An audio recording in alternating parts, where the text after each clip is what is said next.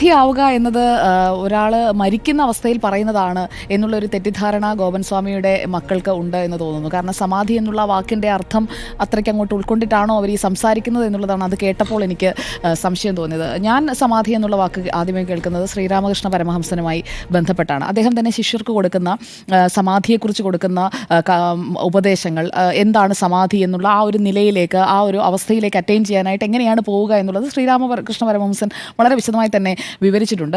മുൻകാലങ്ങളിലെ ഈ ഗുരുവര്യന്മാരായിട്ടുള്ള ആളുകളൊക്കെ ഈ സമാധി എന്ന് പറയുന്ന അവസ്ഥയെ അറ്റൈൻ ചെയ്തിട്ട് അതിൽ നിന്ന് തിരിച്ച് ബോധമണ്ഡലത്തിലേക്ക് തിരിച്ചു വരികയും ചെയ്തിട്ടുണ്ട്. അപ്പോൾ ഈ സമാധി എന്ന് പറയുന്നത് മരണത്തിൻ്റെ ഒരു പര്യായപദമല്ല എന്നുള്ളതാണ് ആദ്യമായി തന്നെ എനിക്ക് പറയാനുള്ളത്. അങ്ങനെയുള്ള ഒരു തെറ്റിദ്ധാരണ ഉണ്ടാക്കുന്ന തരത്തിലാണ് ഈ ഗോപൻ സ്വാമിയുടെ മക്കളായാലും ഭാര്യയായാലും അവരുമായി ബന്ധപ്പെട്ട ആളുകളായാലും സമാധിയായി എന്ന് പറഞ്ഞു കഴിഞ്ഞാൽ ആ വ്യക്തി മരിച്ചു എന്നുള്ളതിൻ്റെ പകരം പ്രയോഗിക്കുന്ന ഒരു പദമായാണ് അവർ പ്രയോഗിച്ചു വയ്ക്കുന്നത്. പക്ഷേ ഇതിൽ നമ്മൾ വായിച്ച് മനസ്സിലാക്കാൻ ശ്രമിച്ചു കഴിഞ്ഞാൽ സമാധി എന്ന് പറഞ്ഞു കഴിഞ്ഞാൽ അതിലെ ആദ്യത്തെ വാക്ക് സമ എന്ന് പറയുന്നത് സമനിലയെയും ധി എന്ന് പറയുന്നത് ബുദ്ധിയെയും കുറിക്കുന്നതാണ്. അപ്പോൾ നമ്മുടെ ചിന്തകൾക്ക് അപ്പുറമുള്ള ഒരു അവസ്ഥയിലേക്ക് നമുക്ക് ആ രീതിയിൽ വളരെ ഏകാഗ്രതയോടുകൂടി എത്തിച്ചേരാൻ കഴിയുന്ന ഒരു ധ്യാനാവസ്ഥ, അതിനെയാണ് സമാധി എന്ന് പറയുന്നത്. അപ്പോൾ ഒരു 3 ദിവസം സമാധി ഇരുന്ന് കഴിഞ്ഞ് തിരിച്ച് അതേ ബോധമണ്ഡലത്തിലേക്ക് നമ്മുടെ ഈ ഭൗതികമായ ചുറ്റുപാടുകളിലേക്ക് തിരിച്ചു വരുന്ന അങ്ങനെയുള്ള യോഗനിദ്രയിൽ ആയിരിക്കുന്ന സമാധി അവസ്ഥയിലേക്ക് എത്തിച്ചേരുന്ന ഗുരുക്കളെക്കുറിച്ചൊക്കെ നമ്മൾ പല ഗ്രന്ഥങ്ങളിലും വായിച്ചിട്ടുണ്ട്. ഇവിടെ പക്ഷേ ആ രീതിയിലുള്ള, അതായത് അതൊക്കെ വർഷങ്ങളുടെ കഠിന തപസ്സിലൂടെയൊക്കെ അവർ എത്തിച്ചേരുന്നു എന്നുള്ളതാണ് നമ്മൾ പുരാണങ്ങളിലായാലും അല്ലാതെ ആയാലും ഒക്കെ കേട്ടിട്ടുള്ളത്. നമ്മുടെ ചില സ്വാമിമാരൊക്കെ തുടർച്ചയായി ഈ ഏകാഗ്രത നിഷ്ഠയിലൂടെയൊക്കെ അങ്ങനെ സമാധിയിലേക്ക് എത്തുന്നു. അവരുടെ മരണവും ആ സമാധി അവസ്ഥയിൽ സംഭവിക്കുന്നു. അത് പക്ഷേ പിന്നീട് ഉണ്ണിസാർ സൂചിപ്പിച്ചതുപോലെ അവിടെ ഒരു ഡോക്ടർ തന്നെയാണ് അത് സ്ഥിരീകരിക്കുന്നത്. അതിനുശേഷമാണ് അവരുടെ മരണാനന്തര ചടങ്ങുകളൊക്കെ നടക്കുന്നത്. ഇവിടെ പക്ഷേ ഗോപൻ സ്വാമിയുടെ കാര്യത്തിൽ അദ്ദേഹത്തിൻ്റെ മക്കളും ഭാര്യയും, അതായത് ഭാര്യ അതിൽ ഉൾപ്പെട്ടിട്ടുണ്ടോ എന്ന് എനിക്കറിയില്ല, ഒരു മകനാണ് ഇക്കാര്യമെല്ലാം തീരുമാനിച്ചത് എന്നുള്ളതാണ് ഇതിലെ വസ്തുത.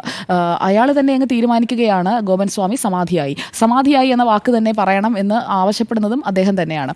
അപ്പോൾ യഥാർത്ഥത്തിൽ എന്താണ് ആ വീട്ടിൽ നടന്നത്? ഈ ഗോപൻ സ്വാമി നടന്നുപോയി പൂജ ചെയ്ത് അവിടെ വന്നിരുന്ന് ഈ ധ്യാനാവസ്ഥയിലൂടെ, അതായത് ഗുരുവര്യന്മാരൊക്കെ വർഷങ്ങളുടെ, അതായത് നൂറ്റാണ്ടുകൾക്ക് മുമ്പേ ഉള്ള പല ഗ്രന്ഥങ്ങളിലുമുള്ള കാര്യങ്ങളാണ് ഇതൊക്കെ. ഈ സമീപകാലത്ത് ഈ രീതിയിൽ സമാധിയിലേക്ക് എത്തുന്ന അത്രയും ഒരു ഉയർന്ന തലത്തിലുള്ള ഒരു ആത്മീയമായിട്ടുള്ള ഒരു പിൻബലമോ എന്തെങ്കിലും അദ്ദേഹത്തിന് ഉണ്ടായിരുന്നോ എന്നത് എനിക്കറിയില്ല. അവിടെ ഒരു ക്ഷേത്രം സ്ഥാപിക്കുകയും അതിൽ പൂജ ചെയ്യുകയും ചെയ്തിരുന്ന വ്യക്തിയാണ് എന്നുള്ളതാണ് നാട്ടുകാരൊക്കെ പറഞ്ഞ് കേൾക്കുന്നത്.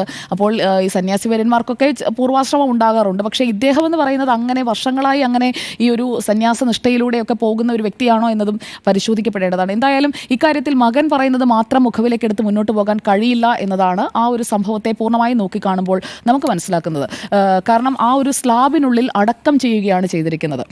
അത് ഒരു സമാധി സ്ഥലമാണ് എന്ന് പറഞ്ഞുകൊണ്ട് അങ്ങനെ അടക്കം ചെയ്യുമ്പോൾ എന്തുകൊണ്ടാണ് എല്ലാവരിൽ നിന്നും അത് ഗോപ്യമാക്കി, അതായത് ഒളിപ്പിച്ചു വെച്ചത്?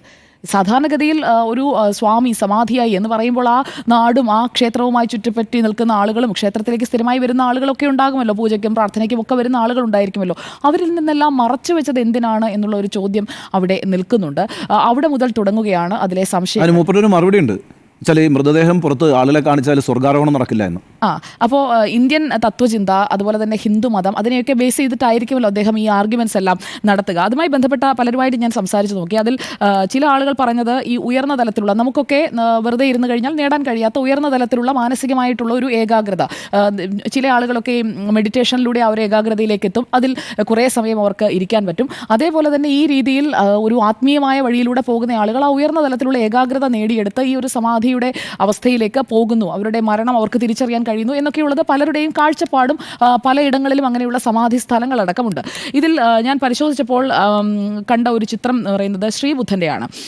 ശ്രീബുദ്ധൻ്റെ സമാധി ശ്രീലങ്കയിലെ ഒരിടത്ത് സമാധിയായിരിക്കുന്ന ശ്രീബുദ്ധൻ, പക്ഷേ അത് ശ്രീബുദ്ധൻ മരിച്ചിരിക്കുന്നു എന്നല്ല അതിൻ്റെ അർത്ഥം. ശ്രീബുദ്ധൻ്റെ ഈ ഉയർന്ന ഏകാഗ്ര തലത്തിലേക്ക് ശ്രീബുദ്ധൻ എത്തിയതിനു ശേഷം തിരിച്ചു വരുന്നുണ്ട്, എന്നിട്ട് ശിഷ്യരോട് സംസാരിക്കുന്നുണ്ട്.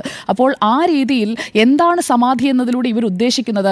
ഇവരുടെ അച്ഛൻ വയ്യാതെ കിടക്കുകയായിരുന്നു എന്നും നാട്ടുകാർ പറയുന്നുണ്ട്. 6-7 മാസമായി ബെഡ്റിഡനായി കിടന്നിരുന്ന ഒരു വ്യക്തിയാണ്, മരുന്നുകളൊക്കെ കഴിച്ചുകൊണ്ടിരുന്ന ഒരു വ്യക്തിയാണ്. അപ്പോൾ അങ്ങനെയുള്ള ഒരു വ്യക്തി പൂജ ചെയ്യാനായി ക്ഷേത്രത്തിലേക്ക് പോയോ എന്നൊരു ചോദ്യം അവിടെ എന്തായാലും നിൽക്കുന്നുണ്ട്. അതിന് മറുപടി ഡോക്ടർ അരുണുമായി ഇന്ന് സംസാരിക്കുമ്പോഴും ആ മകനും ഭാര്യയോ ഒന്നും നൽകിയില്ല എന്നതാണ് ഞാൻ മനസ്സിലാക്കുന്നത്.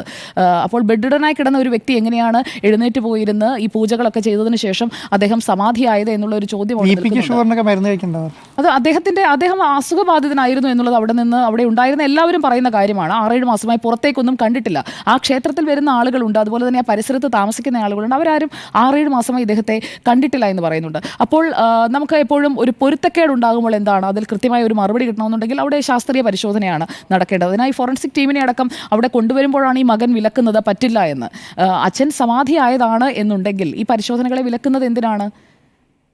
ഈ സമാധി തുറന്ന് ഈ സ്ലാബ് നീക്കിക്കഴിഞ്ഞ് അദ്ദേഹത്തിൻ്റെ മരണം അതെങ്ങനെയാണ് സംഭവിച്ചത് എന്നുള്ളതിന് ഒരു പരിശോധന നടന്നു കഴിഞ്ഞാൽ തീരാവുന്ന സംശയങ്ങളല്ലേ ഉള്ളൂ. അപ്പോൾ ഈ മരണം ആരാണ് സ്ഥിരീകരിച്ചത് എന്ന ചോദ്യത്തിൽ മുതൽ ഇതിൽ നിഗൂഢത നിൽക്കുന്നുണ്ട് എന്നാണ് ഞാൻ മനസ്സിലാക്കുന്നത്. അതുകൊണ്ട് ഇക്കാര്യത്തിൽ എന്തായാലും പരമ്പരാഗതമായ തത്വചിന്തയുടെയും അതുപോലെ തന്നെ ഹിന്ദുമതത്തിൽ സമാധിയായിട്ടുള്ള സന്യാസിമാരുടെ ഉദാഹരണങ്ങളൊക്കെ എടുത്തുകൊണ്ടാണ് ഇദ്ദേഹത്തെ സപ്പോർട്ട് ചെയ്യുന്ന ആളുകൾ സംസാരിക്കുന്നത്. പക്ഷേ അവരുടെയൊക്കെ എങ്ങനെയാണ് അവർ ആ യോഗ നിദ്രയിലേക്ക് അല്ലെങ്കിൽ സമാധിയിലേക്കൊക്കെ അവർ പോയിട്ടുള്ളത് അവരുടെ ആത്മീയമായിട്ടുള്ള ഒരു ജീവിതത്തിന്റെ തുടർച്ചയായിട്ടാണ്. അങ്ങനെയുള്ള ഒരു ജീവിതം പിന്തുടർന്നു വന്ന വ്യക്തിയാണോ ഗോപൻസ്വാമി എന്നതും എനിക്ക് വ്യക്തമല്ല. കാരണം പുറത്തേക്ക് വന്ന വിവരങ്ങൾ മാത്രമേ നമ്മുടെ മുന്നിലുള്ളൂ. അപ്പോൾ അതിലൊക്കെ ഒരു പരിശോധന വരേണ്ടതാണ്. സത്യം തെളിയണം. അല്ല എന്നുണ്ടെങ്കിൽ ഇതിലിപ്പോൾ നാളെ ആർക്കും ആരെയും തല്ലിക്കൊന്ന് സമാധിയായി എന്ന് പറഞ്ഞാൽ മതിയല്ലോ എന്നുള്ളൊരു ചോദ്യം മറുഭാഗത്ത് നിൽക്കുന്നവർ ഉയർത്തുന്നതിനെ ഗൗരവത്തോടു കൂടി തന്നെ കാണേണ്ടതാണ്. ഇതിൽ ഹിന്ദു മതത്തെയോ അല്ലെങ്കിൽ വിശ്വാസത്തെയോ ഒന്നും വെച്ചുകൊണ്ട് അല്ലെങ്കിൽ സമാധിയായിട്ടുള്ള ഗുരുവര്യന്മാരെയോ അങ്ങനെയുള്ള ആരെയും ഇതിലേക്ക് നമ്മൾ കൂട്ടിച്ചേർക്കേണ്ടതില്ല. ഈ ഒരു പെർട്ടിക്കുലർ കേസ് ഇത് ഒരു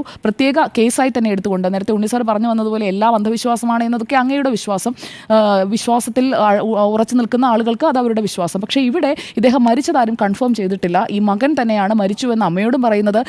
അനുജനോടും അദ്ദേഹം തന്നെ പറഞ്ഞാണ് അച്ഛൻ മരിച്ചു എന്ന് അറിയുന്നത് അല്ലേ? അതെ, മരിക്കുന്നത് ആകെ കണ്ടത് ഈ രാജസേന എന്ന് പറയുന്ന മകൻ മാത്രമാണ്. അപ്പോൾ ഈ രാജസേനെ ചോദ്യം ചെയ്യണം. അതുപോലെ തന്നെ എപ്പോഴാണ് ഈ മരണം സംഭവിച്ചത്, എങ്ങനെയാണ് ഈ മരണം സംഭവിച്ചത് എന്നത് പുറത്തു വരണം എന്നുള്ളതാണ് ഈ വിഷയത്തിലെ എൻ്റെ അഭിപ്രായം.